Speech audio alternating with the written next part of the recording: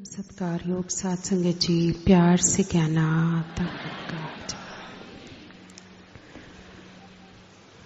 साथ संगत आज आप सभी के बीच में उपस्थित होकर आपकी सुंदर भावनाओं को श्रवण करने का अवसर बना। जब से दासी यहाँ पे पहुंची है, हृदय को बहुत ही प्रसन्नता प्राप्त हो रही है। बहुत सुंदर भवन सतगुरु की कृपा द्वारा आप महात्माओं को प्राप्त हुआ है और जिस कारण से भवन होते हैं ताकि हम आराम से बैठकर गुरु यश निराकार का यश कर पाएं, वो भी आप बहुत सुंदर रूप में कर रहे हैं। कल से साथ संगत शाम को महात्माओं ने एक कार्यक्रम भी रखा ज्ञान गोष्ठी के रूप में। उसमें भी निराकार का ही सतगुरु का ही चर्चा महात्माओं ने किया और आज साथ संगत महिला समागम के रूप में सबने अपनी अपनी प्रस्तुति भी की, हाजिरी भी लगवाई, गुरु का यशोगान भी किया, अनेक गुरुमत के पहलुओं को छुआ भी। पावन हृदय पाणी अवतार पाणी के शब्दों का सहारा भी लिया गया। कविताओं के रूप में भी आशीर्वाद प्राप्त किए गए। हर एक रूप सिर्फ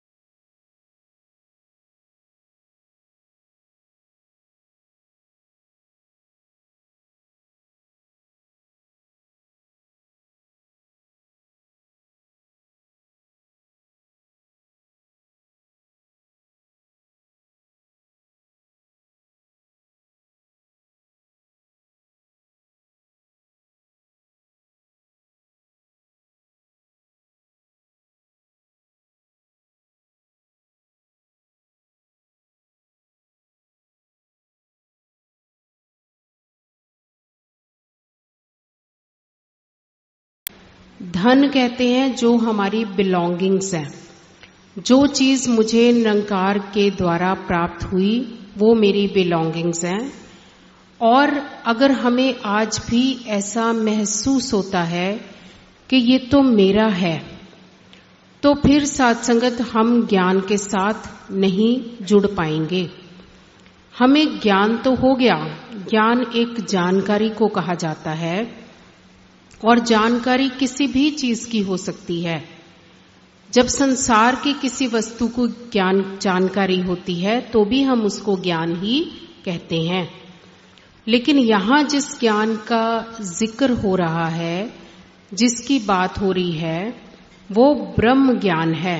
ब्रह्म का ज्ञान, ईश्वर का ज्ञान, परमात्मा का ज्ञान। और केवल ज्ञान हो जाने से जीवन के लक्ष्य की प्राप्ति नहीं हो सकती। सतगुरु बाबा हरदेव सिंह जी महाराज के मुखारबिंद से हमने अनेकों बार श्रवण किया कि ज्ञान होना केवल मुक्ति तक हमें नहीं लेकर जाता। जब हम ज्ञान के साथ ऐसे कर्म को जोड़ देते हैं जो ज्ञानमय कर्म होता है, तो हम मुक्ति की ओर बढ़ते हैं।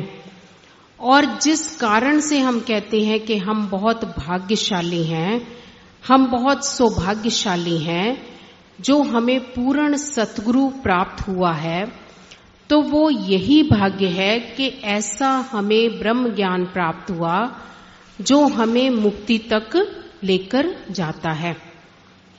इसीलिए सत्संगत हम अपने आप को यात्री भी कहते हैं।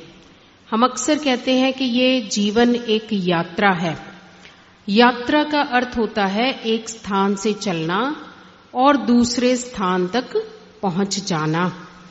जैसे सत्संगत दास से दिल्ली से आई तो दिल्ली से चले और सिलीगुड़ी पहुंच गए। तो सत्संगत यात्रा का अर्थ ही है कि एक जगह से चलना और दूसरी जगह पर पहुंचना।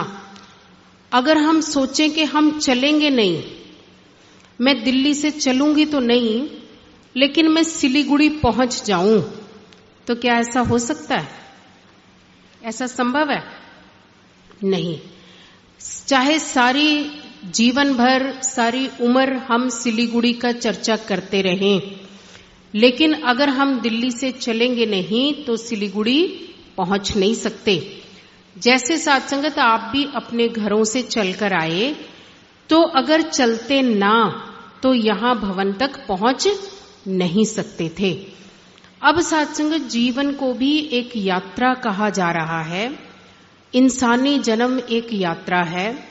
ये यात्रा कहां से आरंभ होती है? ये सत्संगत संसार जो हमारे अंदर है, कभी कभी हम इशारा करते हैं कि वो संसारी है या संसार में ऐसा होता है। तो सत्संगत एक तो वो संसार है, लेकिन एक हमारे अंदर भी संसार है। जब हम माया से पैदा होने वाली चीजें, माया से संबंधित चीजें, जब हम उनके साथ जुड़ जाते हैं तो हमारे अंदर एक संसार होता है। और जब हम निराकार से जुड़ जाते हैं तो हमारे अंदर ही निरंकार होता है। सत्संगत आप सभी यहां चलकर आए। बहुत से महात्मा ऐसे भी हैं जो जब से कार्यक्रम आरंभ हुआ वो यहां हॉल में आकर बैठ गए। अब सत्संगत मन एक रस की प्राप्ति कर रहा है जो महात्माओं के वचनों का रस है।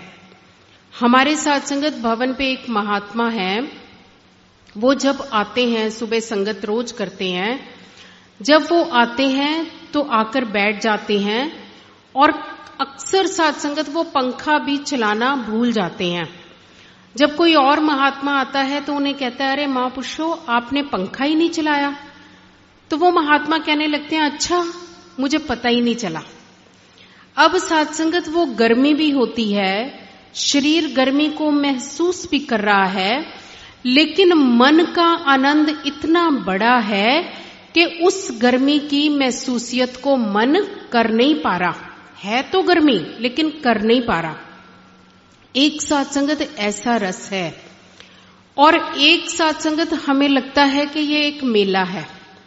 हम एकत्रित हुए हैं, हम अपने घर से चले हैं, तो चलो हमारी थोड़ी सी आउटिंग भी हो गई, हमारा थोड़ा सा चेंज भी हो गया, हम थोड़ा सा घूम फिर भी आए, हम महापुरुषों के साथ मिल भी लिए, और हो सकता है कि हमने कोई एक भी महात्मा को ध्यान पूर्वक ना सुना हो सकता है सारा समय हमारा कैंटीन में या लंगर में या बाहर सुंदर पार्कों में बैठकर ही पूरा व्यतीत हो गया हो।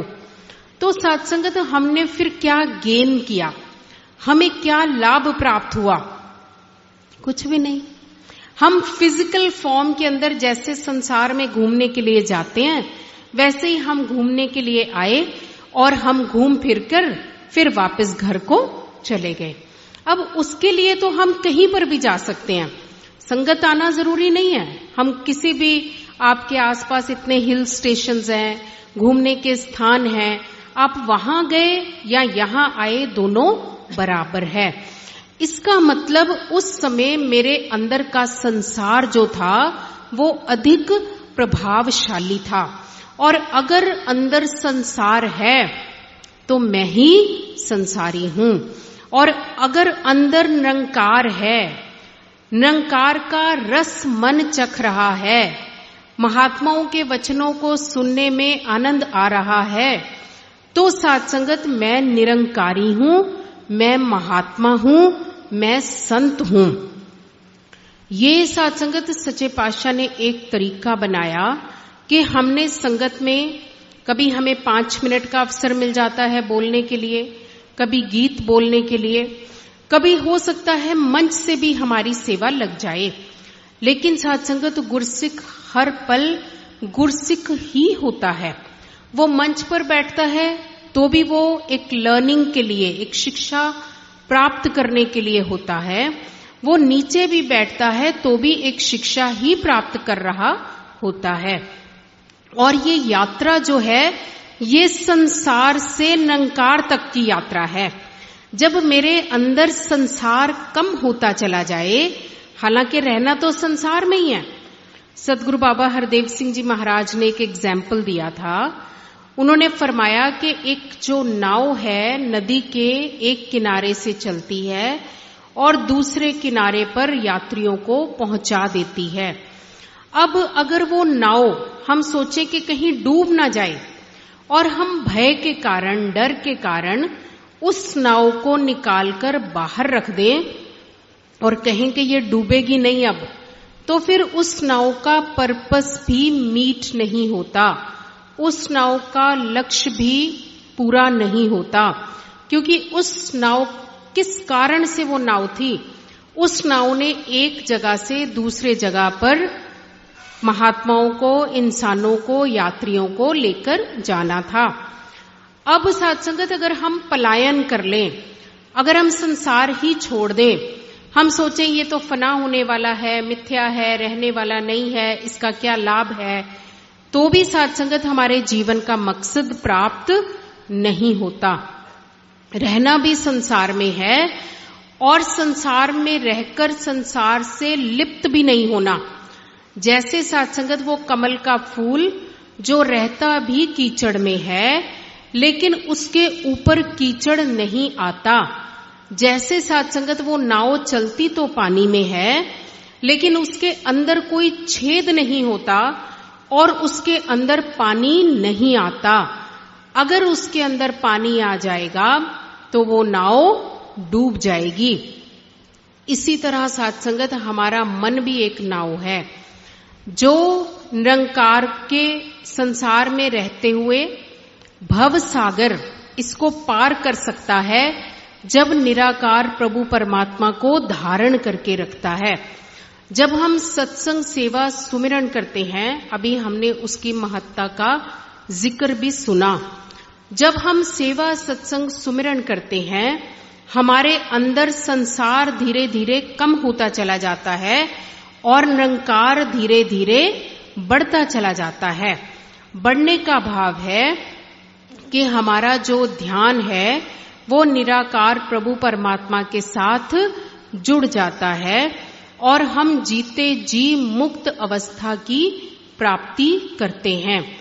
और सत्संगत फिर अभी हमने श्रवण किया कि बंधन है, क्योंकि जो बंधा हुआ है उसे तो मुक्ति चाहिए। अगर बंधा हुआ ही ना हो तो वो तो आजाद है, फिर वो उसको तो मुक्ति की जरूरत नहीं है। अब सत्संगत हम किस चीज से बंधे हुए हैं, वो मैं मेरी का जो भाव है, पातशाह लिखते हैं कि जेकर पंज प्रण ना मनिए शब्द बोध भी होंदा नहीं। कहते अगर 5 प्रणों को हम नहीं मानेंगे, अगर तन मन धन को अपना ही समझेंगे, अगर जाति वर्ण कुल का अभिमान मन में रहेगा, अगर किसी के खाने पीने पर आज भी मन के अंदर घृणा का भाव आता है, अगर हम ग्रस्त को छोड़ देते हैं, अगर हम गुरु के हुक्म में नहीं रहते, तो फिर ये ज्ञान होते हुए भी हम अज्ञानी ही हैं, क्योंकि ज्ञान हमारे जीवन में उतर नहीं पाएगा। और सत्संगत उतरने का क्या तरीका बताया कि आपने इन 5 प्रणों को जीवन में मानना है। अगर मान लेते हैं तो मैं मेरी का भाव स्वतः ही समाप्त हो जाता है। और पातशाह सत्संगत यहाँ पे बड़ी डिटेल के अंदर हमें उन बंधनों का जिक्र कर रहे हैं जिसके अंदर हमारा मन बंधा हुआ है। जितना सत्संगत ये माया का पसारा है, जितना विस्तार है माया के अंदर, मिथ्या मान के अंदर माया है, नजर भी आ रही है, लेकिन वास्तविकता में इसका कोई वजूद नहीं है। और जब सत्संगत हम इस तरह से बंध जाते हैं, जैसे सत्संगत हम आईना देखते हैं, हमारा ही चेहरा एक और नजर आने लगता है। अब हम ये भी नहीं कह सकते कि नहीं ये तो दिखाई नहीं दे रहा, दिखाई भी दे रहा है, लेकिन वो दिखाई देते हुए भी नहीं है, उसका कोई वजूद नहीं है, वो सच नहीं है। इसी तरह सत्संगत ये माया होते हुए भी इसका कोई वजूद नहीं है। और जब मन माया को माया की तरह उपयोग करता है, मन माया में गलतान नहीं होता, तो मन माया के बंधन से मुक्त होता है। आगे फरमा रहे हैं जी, मुक्ति को जीवन के रहते पा जाना ही मुक्ति है। और सत्संगत मुक्ति कोई शरीर को त्यागने के बाद हमें प्राप्त नहीं होगी। जो जीते जी मुक्त है वही शरीर को त्यागने के बाद मुक्त अवस्था की प्राप्ति उसे स्वतः ही हो जाती है। ये तो एक आवरण है। जो शरीर है सत्संगत, ये टूटेगा तो आत्मा तो पहले ही मुक्त है। और सतगुरु बाबा हरदेव सिंह जी महाराज ने फरमाया कि शरीर का टूटना कोई ऐसा नहीं है कि जब टूटेगा तो निरंकार में मिल जाएगा, नहीं, ये फिर से नया जो शरीर धारण करने के लिए आत्मा हमारी फिर रेडी हो जाती है, फिर तैयार हो जाती है। लेकिन जो जीते जी मुक्त अवस्था की प्राप्ति कर लेता है वो सत्संगत शरीर को त्यागने के बाद भी मुक्त अवस्था को प्राप्त कर लेता है जी। मन के मिथ्या मान से मुक्ति पाई है तो मुक्ति है। और सत्संगत ये जो सारा खेल है, संसार का खेल, संसार का पसारा, संसार का विस्तार, ये सारा मन का खेल है। मन ही सत्संगत सदगुरु बाबा जी फरमाते हैं कि अगर मन निरंकार से जुड़ जाता है तो मन से अच्छा कोई दोस्त नहीं है। और मन अगर संसार में गलतान हो जाता है तो मन ही हमारा सबसे बड़ा दुश्मन बन जाता है। इसीलिए सत्संगत हमें कहा जाता है कि आपने ऐसे महात्माओं का संग करना है जो हमें निराकार के साथ, साथ संगत के साथ, गुरु के साथ जोड़ते हैं। और सत्संगत ये मन कहानियां बना लेता है। जैसे सत्संगत आप रात को सोते हैं और मन एक नया संसार हमारे सामने खड़ा कर देता है। हम सत्संगत एक स्वप्न की दुनिया के अंदर कैद हो जाते हैं। वो दुनिया है भी लेकिन उसका कोई वजूद है भी नहीं। हम सत्संगत कई बार ऐसा होता है कि कोई कार्य कर रहे हैं, उसके पीछे भाग रहे हैं, थक भी रहे हैं। जब सुबह उठते हैं तो कहते थकान हो रही है, नींद तो आई, नींद आई है तभी तो स्वप्न देखा, कहते लेकिन थकावट बहुत है और पसीनो पसीनी, कभी कभी इतना पसीना भी आ जाता है, हम स्वप्न में ही इतने गलतान हो जाते हैं। इसी तरह साथ संगत ये मन अनेक तरह के भ्रम हमारे सामने खड़े कर देता है, अनेक तरह के अभिमान हमारे सामने खड़े कर देता है। जितनी इंद्रियां हैं हमारी, जब सत्संगत जो चीज आंखें देखती हैं, किसी का कपड़ा देख लिया वो अच्छा लगने लगता है, किसी का मकान देख लिया वो अच्छा लगने लगता है, किसी के बच्चों को देख लिया बड़े सेट हैं, पढ़े लिखे हैं, सुंदर कारोबार है, वो अच्छा लगने लगता है, किसी के गहने देख लेते हैं वो अच्छा लगने लगता है। कोई यहां से बोल कर गया तो मन कहते हैं मुझे भी ऐसा ही बोलना है, मुझे भी यही स्टेज पे खड़ा होना है। किसी का गीत सुन लेते हैं तो मुझे लगता है आज तो मैंने भी जाकर गीत ही गाना है, क्यों? क्योंकि मुझे भी ये गीत बोलना है। ये सत्संगत मन का मिथ्या मान है।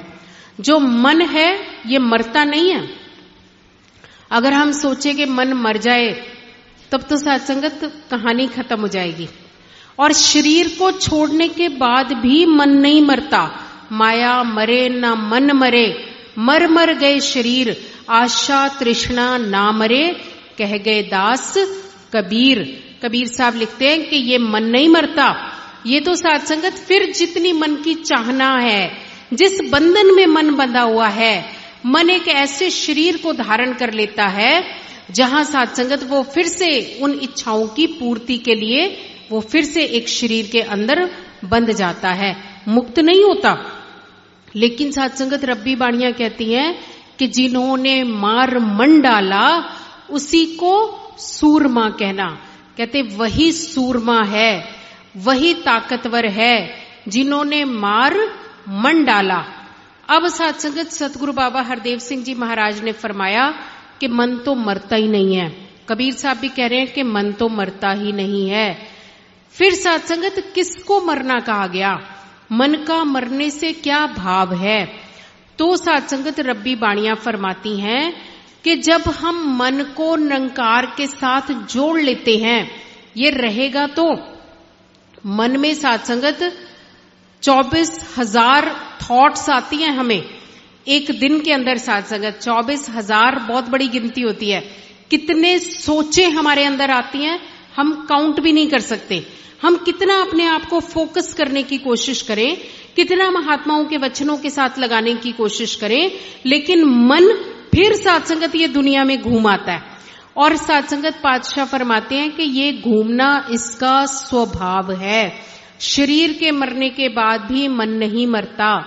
तो हम सत्संगत फिर क्या करें? पातशाह कहते हैं कि इसको निरंकार में विचरण करने दो। जब हम सेवा करते हैं, सत्संग करते हैं, सुमिरन करते हैं, संगत करते हैं, यहां आकर संतों के वचनों को श्रवण करते हैं, सतगुरु के वचनों को श्रवण करते हैं, तो मन क्या होता है? जब यहां से जाएगा तो इसने एक रस लिया है, मन ने एक आनंद महसूस किया है। आप कोई गीत सुने सुबह उठकर, वो आप थोड़ी देर में देखेंगे कि आप वही गीत गुनगुना रहे हैं। वो सोच भी नहीं रहे लेकिन जुबान पर वो गीत चल रहा है। इसी तरह जब हम वचनों को श्रवण करते हैं तो वो वचन मन में चलने शुरू हो जाते हैं। जब सत्संगत मन निरंकार में विचरण करता है तो इसी को मन का मरना कहा गया है। ये संसार की वस्तुओं की ओर आकर्षित ना हो, ये निरंकार की ओर आकर्षित हो, तो यही सत्संगत मन का मरना है। और यही सत्संगत गुरसिक करता है। जब ऐसा कार्य करते हैं तो मन का मिथ्या मान समाप्त हो जाता है, क्योंकि इस पर महात्माओं के, गुरु के वचनों की चोट पड़ती है और ये शैटर हो जाता है, ये टूट जाता है और निरंकार के साथ जुड़ जाता है। जी। क्रोध से, अभिमान से मुक्ति पाई है तो मुक्ति है। सत्संगत ये तो अक्सर होता है कि हमें गुस्सा आता है, किसी को थोड़ा ज्यादा आ जाता है, किसी को थोड़ा कम आता है, लेकिन हम ये नहीं कह सकते कि मुझे गुस्सा आता ही नहीं है। अब सत्संगत गुस्सा क्यों आता है? पातशाह लिख रहे हैं, क्रोध से अभिमान से मुक्ति पाई है तो मुक्ति है। अब सत्संगत अभिमान के कारण क्रोध होता है।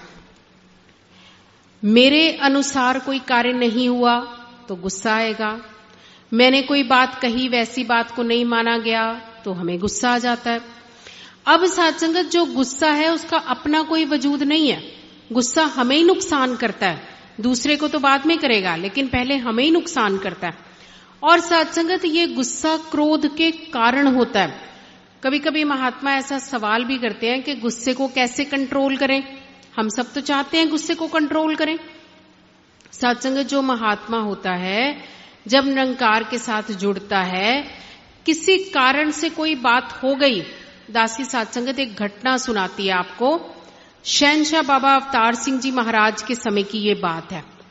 हमारे सत्संगत मिशन के एक पुरातन महात्मा हुए हैं जोगिंदर सिंह पुरी जी।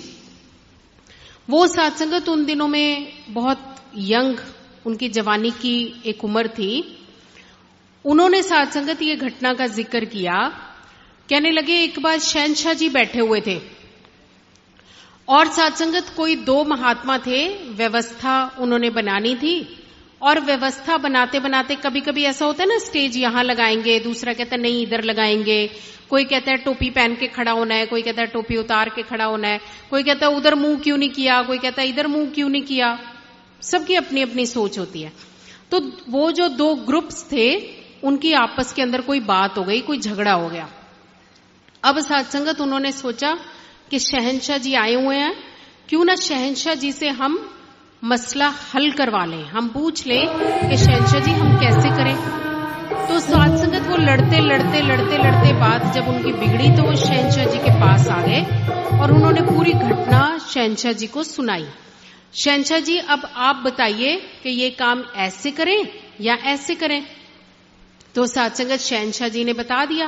वो कहते आप इसको ऐसे कर लो। तो जिनके मन के मुताबिक हुआ, जो चाह रहे थे ऐसे हो, वो तो खुश हो गए।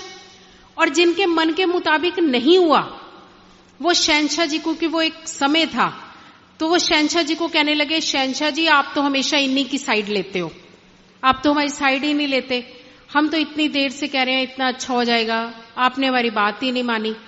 अब सत्संगत वो फिर जैसे आए थे झगड़ा करते करते, वैसे ही झगड़ा करते करते वापस चले गए। जब सत्संगत वापस गए तो जोगिंदर सिंह पुरी जी कहने लगे कि मैं शहंशाह के साथ था। कहते मेरे मन में ख्याल आया कि ये कैसे महात्मा हैं जो गुरु के सामने झगड़ा करते हुए आए, झगड़ा करते हुए चले गए, गुरु के हुक्म को भी नहीं माना। अब सत्संगत कहते मेरे मन में ख्याल पैदा ही हुआ तो शहंशाह जी मुस्कुराकर मेरी तरफ देखते हैं और पूछते हैं, कहते पुरी साहब आप क्या सोच रहे हो। अब सत्संगत कहते मैं सोच तो यही रहा था कि ये महात्मा क्या कर रहे हैं, ये कैसे महात्मा है। कहते इतने में शहंशाह जी मुस्कुराए और कहने लगे कि पुरी साहब आप ये मत सोचो कि ये कैसे आए और कैसे चले गए। कहते ये यहां बस दरवाजे तक जाएंगे, इन्हें अपनी गलती का एहसास हो जाएगा और ये मुझसे माफी मांगेंगे कि कृपा करना सच्चे पातशाह हमसे भूल हो गई, हम आपके सामने इस तरह से बोले। कहते कोई घर तक जाएगा, उसको घर जाकर एहसास हो जाएगा, कोई सुमिरन करने बैठेगा शाम को तो वो निरंकार से माफी मांगेगा, तू ही निरंकार मैं तेरी शरणा मैनू बख्श लो। कहते ये मुझसे माफी मांगेंगे और मैं इन्हें माफ कर दूंगा। लेकिन अगर आपके मन में कोई बात आ गई कि ये क्या कर रहे हैं, तो कहते फिर आपको भी माफी मांगनी पड़ेगी। तो सत्संगत जो गुरसिख होता है वो क्षमा याचना करता है। ये सत्संगत जो मन है, जब हम यहां खड़े होके कहते हैं सहनशील होना चाहिए, प्रेम होना चाहिए, प्यार होना चाहिए, जो महात्मा होता है उसका जीवन ऐसा होता है। सत्संगत फिर जब हम गलत शब्दों का प्रयोग करते हैं, चाहे हम परिवार में बच्चों को ही डांट रहे हैं, तो सत्संगत हमारा मन ही हमें पकड़ लेता है। वो कहता है यहां तो ये बोलकर आए हो, अब यहां दूसरी बात कर रहे हो। फिर धीरे धीरे सत्संगत, इसीलिए महात्मा एक दिन में नहीं बनता। ज्ञान ले लिया, हम उन्हें कहने लग जाते हैं ये महात्मा है, लेकिन महात्मा एक जीवन का नाम है। धीरे धीरे धीरे धीरे जब ज्ञान में ढलता चला जाता है तो वो महात्मा बन जाता है। फिर हम तो उसको पहले दिन से ही कहते हैं महात्मा है, लेकिन साथ संगत फिर संसार, फिर परिवार कहने लगता है कि ये महात्मा है, क्योंकि जीवन जो है वो महात्मा के अनुसार बन जाता है। जी। लोभ और लालच के बंधन टूट गए तो मुक्ति है। सत्संगत लोभ और लालच के, ये भी सत्संगत बंधन है। मुझे ये चाहिए, मुझे वो चाहिए। सत्संगत एक कोई राजा था, उसने एक गुरु धारण कर लिया। जब गुरु को धारण किया तो एक दिन सत्संगत गुरु से कहता है कि आप मेरी कुटिया में, आप यहाँ कुटिया में रहते हो, आप मेरे बगीचे में आकर रहो, मैं आपकी कुटिया वहां बना देता हूं। अब गुरु मान गया। सत्संगत गुरु कहता है ठीक है जी। गुरु आया, सत्संगत उसने अपने सुंदर बगीचे में गुरु की कुटिया बना दी। फिर राजा के मन में ध्यान आया कि ये मेरा गुरु है, तो क्यों ना मैं जो मैं खा रहा हूं मैं गुरु को भी वही भोजन परोसूं। ये तो बड़े कंद मूल खा रहे हैं। अब सत्संगत जो राजा ने फिर गुरु को प्रार्थना की, गुरु ने फिर स्वीकार कर ली। गुरु सत्संगत जो राजा खाता है गुरु भी वही खाने लगा। फिर सत्संगत राजा के मन में आया कि मेरे वस्त्र इतने सुंदर हैं, मेरा गुरु कैसे कपड़े पहनता है, मैं क्यों ना अपने जैसे सुंदर वस्त्र दूं। तो सत्संगत उन्होंने वो वस्त्र दे दिए। अब गुरु सुंदर वस्त्र पहनने लगा। फिर सत्संगत राजा के मन में आया मैं मखमली गद्दों पे सो रहा हूं, तो गुरु मेरा कुटिया में सो रहा है, क्यों ना सुंदर इनके भी बेड हो जाए। तो सत्संगत गुरु फिर मान जाते हैं, गुरु को भी बेड दे दिया। अब सत्संगत राजा कहता है कि आप कुटिया में क्यों रहते हो, मुझे अच्छा नहीं लगता, आप मेरे गुरु हैं, आपका भी महल होना चाहिए। अब सत्संगत एक महल भी बन जाता है उसी बगीचे के अंदर। जब सत्संगत सारी चीजें बराबर हो जाती हैं तो राजा के मन में ध्यान आता है कि मेरे में और गुरु में क्या अंतर है। मैं भी ऐश से रह रहा हूं, गुरु भी ऐश की जिंदगी जी रहा है, तो हम तो बराबर ही हो गए। अब सत्संगत मन में शंका पैदा हुई तो गुरु के पास जाता है और कहता है कि आप बताओ आप में और मुझ में क्या अंतर है। गुरु कहता है ठीक है, आ जाओ, मैं आपके सवाल का जवाब देता हूं। अब सत्संगत वो चलने लगे, सैर करते करते जा रहे हैं। तो सत्संगत वो राजा सोच रहा है अब जवाब देंगे, वो फिर पूछता है, कहते आ जाओ। वो फिर चलते चलते फिर पूछता है, कहते आपसे मैंने सवाल, कहते कोई बात नहीं, आ जाओ, जवाब देते हैं। अब चलते चलते सत्संगत वो जो राज्य की सीमा थी वहां पहुंच गए।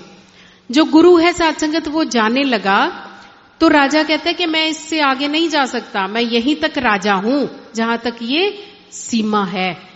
तो सत्संगत गुरु कहता है तेरे और मेरे अंदर यही अंतर है, तेरी सीमा है, मेरी कोई सीमा नहीं है। मैं राजमहल में रहता हूं तो भी मेरे मन की कोई सीमा नहीं है। मैं इस सीमा को छोड़कर जाता हूं तो मैं पीछे पकड़कर नहीं कि मेरा तो महल रह गया पीछे, मेरे तो वो धन वैभव पीछे रह गया, लेकिन राजा का रह गया। सत्संगत इस तरह जो गुरसिक होता है वो संसार में रहता है, लेकिन संसार में गलतान नहीं होता, संसार में लिप्त नहीं होता। वो सत्संगत सूखे परों के साथ, सूखे पंखों के साथ वो सत्संगत संसार का त्याग भी कर देता है। जब तक रहता है एंजॉय करता है, और जब सत्संगत कोई चीज नहीं रहती तो वो कहता है सच्चे पातशाह आपके हुक्म में यह हुआ है। ये सत्संगत गुरसिक के मन की अवस्था होती है। जी। तृष्णाओं की जकड़न से जो छूट गए तो मुक्ति है। सत्संगत ये बहुत समझने की चीज है कि तृष्णाओं की जकड़न से जो छूट गए तो मुक्ति है। किस कारण से 84 लाख योनियों का हम सत्संगत जिक्र सुनते हैं, किस कारण से हम संसार में बार बार आ रहे हैं। सत्संगत अष्टावक्र गीता के अंदर राजा जनक ने सत्संगत सवाल किया और अष्टावक्र जी जवाब देते हैं, कहते हे राजन, तुझे संसार में तेरी कामनाएं ही लेकर आती हैं। अगर सत्संगत हम ज्ञान के साथ जुड़े हैं, दासी के बच्चे बहुत छोटे हुआ करते थे। एक दिन सत्संगत छोटा बेटा, बहुत ही छोटा, 4th 5th क्लास में पढ़ते थे, पूछते हैं सत्संगत, एक दिन कहने लगे कि हम बाबा जी को कहते हैं ये 3 लोक का स्वामी है, कहते हैं, आज भी हम गुरु को कहते हैं। कहते ये तो फिर सब कुछ कर सकते हैं, फिर ये करते क्यों नहीं है? बाबा जी तो कहते हैं निष्काम सेवा, निष्काम सत्संग, निष्काम भाव। क्योंकि सत्संग तो गुरु आपको तृष्णाओं के जकड़न में बांध नहीं रहा, आजाद कर रहा है आपको। गुरु तो सब कुछ कर सकता है, जिसने ये सूरज चांद सितारे धरती जमी आग पानी सब कुछ बनाया है, इसके लिए कोई मुश्किल नहीं है। आपको 2-4 मकान, बड़े बड़े कारोबार सब कुछ कर सकता है। लेकिन सत्संगत गुरु कहता है कि संसार में रहते हुए संसार से ऊपर उठना है। अगर तृष्णाओं से ऊपर उठ जाते हैं, कामनाओं से ऊपर उठ जाते हैं, सतगुरु बाबा हरदेव सिंह जी महाराज ने फरमाया था, कभी कभी मन में सवाल आता है कि क्या मांगे गुरु से, तो पातशाह कहते भक्ति मांगो, सब सुखों की खान है भक्ति। सेवा सत्संग सुमिरन मांगो। सेवा कैसे करोगे? धन होगा तभी तो सेवा करोगे, शरीर ठीक होगा तभी तो सेवा करोगे, मन गुरु के चरणों में लगेगा तभी तो सेवा करोगे। तो तन मन धन के सुख अगर चाहिए तो सेवा सत्संग सिमरन मांगो। पातशाह ने कहा कि तुद बिन होर जो मंगना, सिर दुखा दे दुख, दे नाम संतोखिया, उतरे मंदी पुख। कहते तेरे बिना मैं जो भी मांग रहा हूं, सिर दुखा दे दुख, कहते मैं सिर्फ दुख मांग रहा हूं और कुछ नहीं मांग रहा। वो हमें क्षणिक तो लगता है कि मुझे बहुत कुछ प्राप्तियां हो गई, कहते लेकिन जो अगर हम लॉन्ग टर्म में देखें, एक वाइडर व्यू के साथ देखें, तो हम संसार में आवागमन मांग रहे हैं। कहते तुझे मैं इससे मुक्त कर दूंगा, तू तृष्णाओं से कामनाओं से ऊपर उठ जा। इसीलिए साथ संगत निष्काम भाव भक्ति के अंदर बहुत इंपॉर्टेंट भाव है जी। भ्रमों से आजादी मन को अगर मिली तो मुक्ति है। सत्संगत हम जो भी कर रहे थे उसकी हम डिटेल नहीं करेंगे कि हम क्या क्या कर रहे थे, हम बहुत कुछ कर रहे थे। सत्संगत अगर हम कहें कि रोशनी हो गई, हम कहें कि रोशनी तो हो गई पर थोड़ा सा अंधेरा है, इसका मतलब रोशनी हुई ही नहीं। अगर रोशनी हो जाएगी तो अंधेरा नहीं रहेगा, ना ज्यादा रहेगा ना कम रहेगा। हम सोचें कि हम थोड़ा सा वो वाला काम कर रहे हैं जो पहले कर रहे थे, पर वैसे मुझे ज्ञान हो गया, तो सत्संगत हमें ज्ञान हुआ ही नहीं। अगर मुझे ज्ञान की रोशनी मेरे जीवन में आ जाएगी तो भ्रमों का अंधकार समाप्त हो जाएगा। निराकार के अलावा जो कुछ भी है सब भ्रम है जी। जिसने बांधा वहमों में वो डोर खुली तो मुक्ति है। और सत्संगत जब हम भ्रमों की डोर को खोल देते हैं, अगर सत्संगत बहुत बड़ा जहाज है, एक छोटी सी रस्सी, एक छोटे से एंकर, एक हुक के साथ हम उसको किनारे पे अटका देते हैं, वो छोटी सी हुक खोलते हैं और इतना बड़ा जहाज जो होता है वो आगे चल पड़ता है। अगर हम भ्रमों में हैं तो हम हुक्ड हैं, हम निरंकार में आगे बढ़ ही नहीं सकते। जब सत्संगत भ्रमों की हुक खुल जाती है तो फिर हम निरंकार में आगे बढ़ जाते हैं जी। कहे हरदेव कि गुरु ज्ञान से मिला जिसे परमात्मा जी, आवागमन की कैद से वो मुक्त हुई है आत्मा। और सत्संगत अंत में पातशाह कह रहे हैं कि जिससे पूर्ण परमात्मा मिला, जो परमात्मा को जीवन में जीते हैं, उन्हीं की सत्संगत जीते जी, ये मुक्त अवस्था का जिक्र पातशाह ने यहाँ पे किया कि वही जीते जी मुक्ति की प्राप्ति करते हैं और शरीर त्यागने के बाद भी मुक्त होते हैं। ऐसे महात्माओं का घर ही स्वर्ग होता है, क्योंकि सत्संगत वो गुरमत को जी रहे हैं, ज्ञान को जी रहे हैं, वो सेवा सत्कार कर रहे हैं, वो प्रेम के साथ रह रहे हैं। जब सत्संगत ऐसा जीवन होता है तो जीवन आनंदमय हो जाता है, लोग सुखी हो जाता है, घर स्वर्ग के नक्शे बन जाते हैं और सत्संगत परलोक भी सुहेला हो जाता है। समय सत्संगत अपनी सीमा पर है। आप सभी महात्मा बहुत समय से आज बैठकर सत्संग का आनंद प्राप्त कर रहे हैं। दासी सत्संगत तहे दिल से पूज्य महात्मा छेत्री साहब की, जोनल इंचार्ज महात्मा और आप सभी महात्माओं की शुक्रगुजार है, जिनसे सत्संगत आज उन्होंने इस रूप में आशीर्वाद लेने का ये सुअवसर प्रदान किया। और सतगुरु के चरणों में यही अरदास सभी के लिए करती है कि सच्चे पातशाह आप कृपा करना, ये जो महिला समागम के रूप में पार्टिसिपेशन, महिला समागम का अर्थ है सिर्फ पार्टिसिपेशन बहनों की रहेगी, लेकिन साथ संगत तो संगत है, बहनों के पास समय है, समय का सदुपयोग कर हो सके, इसीलिए गुरु ने साथ संगत हमें ये तरीका बख्शा, हम ज्ञान की गहराई में उतर पाएं, इसीलिए साथ संगत ये समागम बख्शे। तो दासी यही अरदास सदगुरु माता सुदीक्षा जी महाराज के पावन चरणों में करती है कि सच्चे पातशाह हर महात्मा को तन मन धन के सारे सुख देना, ताकि सहज भाव में सेवा सत्संग सिमरन जीवन का अभिन्न अंग बना रहे, और जिस कारण से ज्ञान दिया है उस कारण की प्राप्ति हमें जीवन रहते हो पाए। साथ संगत जी प्यार से कहना।